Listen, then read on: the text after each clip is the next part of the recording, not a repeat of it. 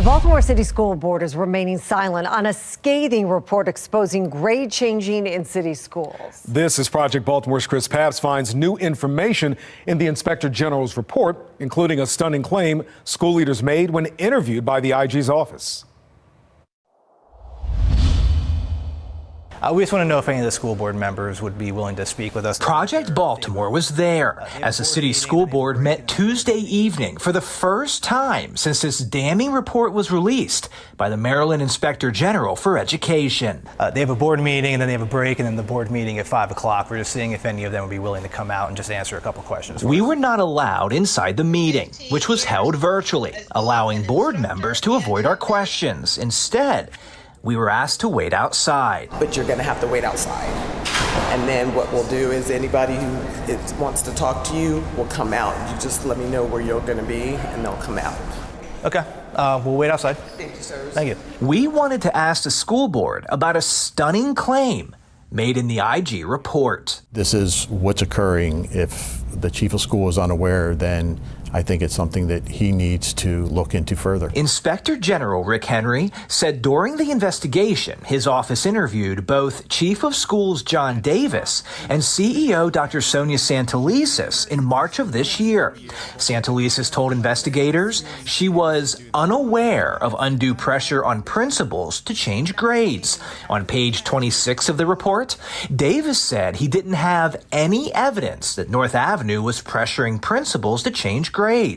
He also said he was not aware of any grade-changing issues at Patterson, even though Patterson High School was labeled the top grade changer in the district, with 1,390 grades changed over 4 years, according to the IG. Same with Dr. Santelises. She didn't seem aware that this was happening in her school system. Well, the Dr. Santelises depends on the chief of schools to look at these matters. The IG found grade changing in city schools was an institutional practice, with 12,542 failing grades changed to passing between 2016 and 2020. Not only was it widespread, according to the report, but principals were pressured to change grades by the central office at North Avenue. Davis and Santelises said they didn't know about it. So how could the two highest-ranking officials at North Avenue be unaware of what's happening inside North Avenue? They told you that they were not aware of this type of practice in their school system? As you read in the interviews, that's their statements. But Santelises and Davis certainly knew grade changing was happening. They had known for years, because we told them. I came here tonight because I felt like I didn't have any other choice. In May 2019, Project Baltimore spoke at this school board meeting. Dr. Santelises and Davis were both there.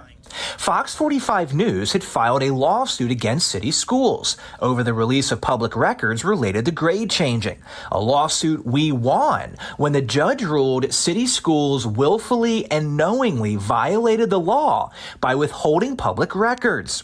When city schools was forced to release more than 8,000 emails sent by school employees, we found cases of failing grades rounded up to passing, students being promoted without showing up to class, and teachers pressured to change grades. Grade changing is happening in Baltimore City Public Schools.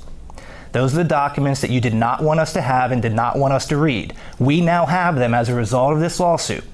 And your own investigator said grade changing is happening. No answers? Not right now, no. 3 years later, the IG says grade changing is an institutional practice in city schools. The governor is calling for a criminal investigation, and the leadership of city schools claims to be unaware of what's happening in their own district. Anybody come out? Nobody came out. But the school board still refuses to answer questions. Thank you, Commissioner McFadden. As we waited outside Tuesday evening, the meeting began, without any board member coming outside to speak with us. I'm Chris Papst, and this is Project Baltimore.